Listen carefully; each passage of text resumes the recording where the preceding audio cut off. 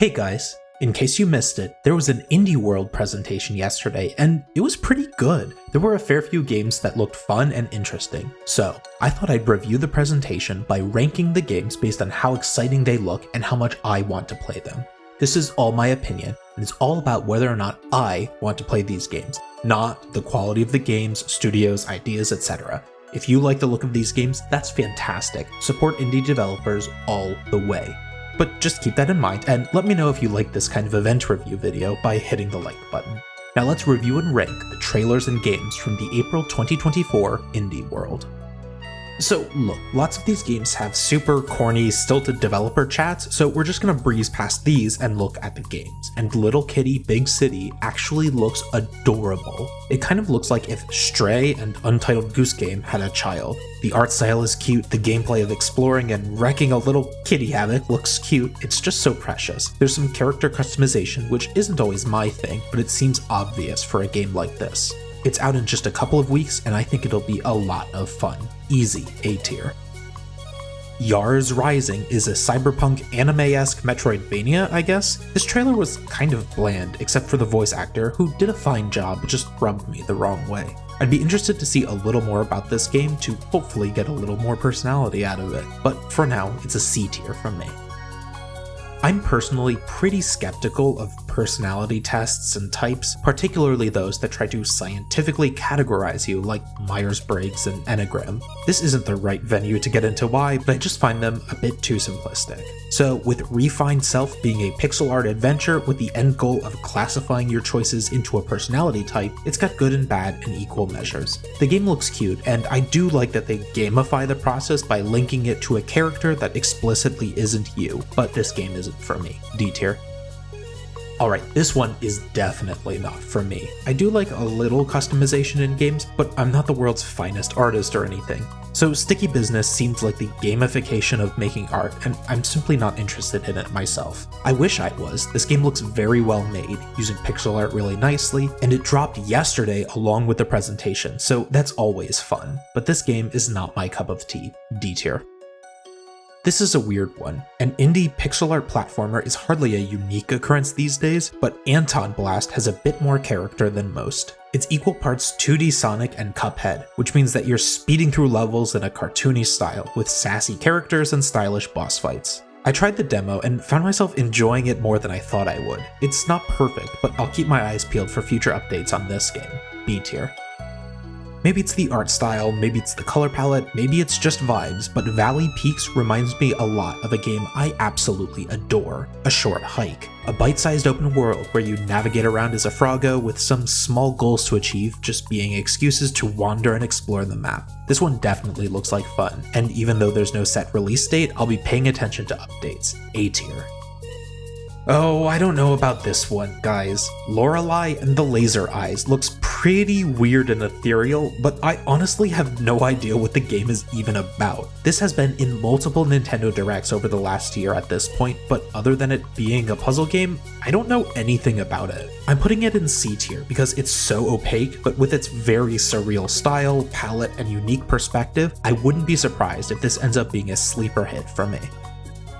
I've been excited about this one for a while. I'm a huge space nerd and a big fan of fun traversal and open worlds, and Europa is both of these things combined. I played the demo and yep, I can't wait for it to release. It's gorgeous, mysterious, and overall fun to play. I just want this one hooked directly to my veins. This is our first S tier, friends.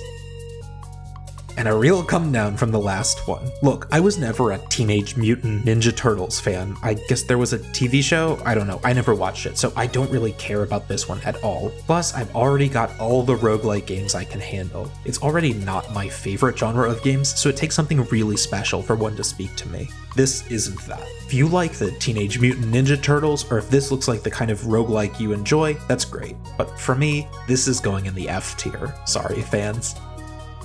This is the third game in the Cat Quest series, and I had never heard of the game before now. It's kind of a shame too, since this game looks freaking adorable. It's the second adventure game starring a cat on our list today, and this one is much more action roleplay than Little Kitty Big City. But that's okay, this one looks like a cute little ROM, so for the right price, I'd certainly give this one a try. B tier.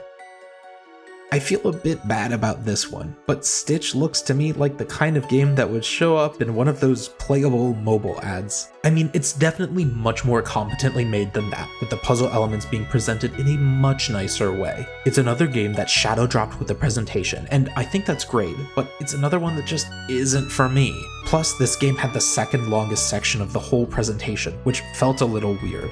I hope I'm wrong about this one, but it's D tier for me. Alright, we've entered the point in any game's presentation where we get to the nosebleeds trailers. Rapid fire trailers set to bouncy music that are over in 15 seconds. I kind of hate this because these games are often as interesting or even more so than the games that came before. Fortunately, the full trailers for these games got posted after the presentation, so at least we have those to look at. Bzzd is an adorable pixel art Metroid Vania starring a little robot guy in a sci-fi world. This one looks really cool. A tier. Shim, or is it Skim? Anyway, this is another game that I wish had gotten more time in the presentation. You play as this little frog guy that moves through a world by jumping in and out of shadows. I think everyone has played that game as a kid where you're walking somewhere and you have to stay inside the lines or in the shadows or something, and this looks like that, gamified. It's got a fun, very Chants of Senna art style, and the gameplay looks very good. Another easy A tier. And here's another game disserviced by the rapid fire trailer. Animo is a little pixel art Metroidvania that's got a very CRT-esque visual style, and I'm compelled already. Can't say too much about this one, but it looks pretty cool. B tier. Any game that has the phrase "The Secret Salami" in its title must be something special, right? Duck Detective: The Secret Salami looks adorable. With a very Paper Mario-esque art style and some mystery puzzle-solving intrigue, this one looks whimsical and fun in equal measures. B tier. You've heard of Another Crab's Treasure. I've heard of Another Crab's Treasure. That in itself is a pretty remarkable thing for an indie developer as relatively unknown as Aggro Crab. It's a Souls-like that eschews the usual bleak, depressing world in favor of a delightful underwater aesthetic. You play as a crab, come on now, that's worth a look by itself. I probably won't play this one on Switch since it kind of looks like a lot for the console, but it's another game I can't wait to try. S tier. And the last game of the presentation is SteamWorld Heist 2. I never played the original SteamWorld Heist, but this steampunk exploration RPG does look cool. It's got turn-based combat, which isn't necessarily a bad thing, but I don't think that they showed any of it in this trailer. This felt peculiar, like they were trying to hide it. The rest of this game looks great though, and this art style is a lot of fun. Let's put it in C tier for good measure.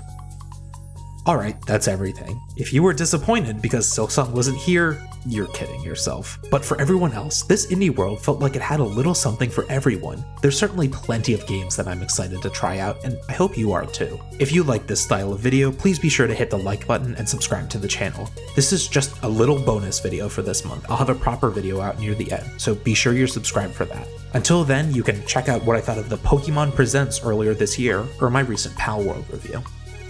But that's all I've got for you today, so enjoy your day and take care.